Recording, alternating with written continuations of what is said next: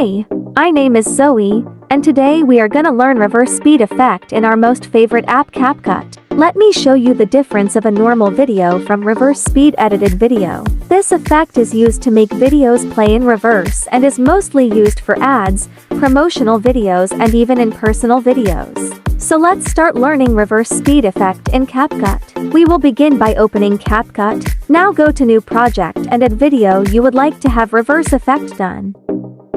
As soon as it loads, check the video if it's working fine.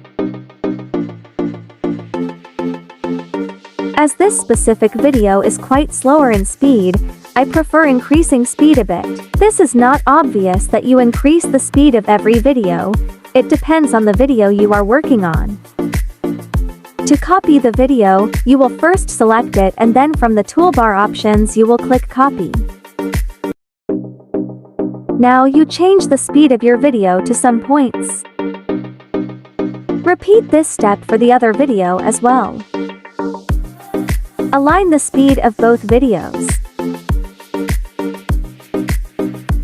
Now select the video you want reverse speed effect added, and from the toolbar below find the reverse button. Click it, the reversing will start. Reversing might take a few seconds. As soon as it stops, preview the reverse video. You are done with your reverse speed edit video. Export your video and enjoy it with this useful tool in CapCut. Keep exploring more and more functions of this wonderful app. Happy using CapCut!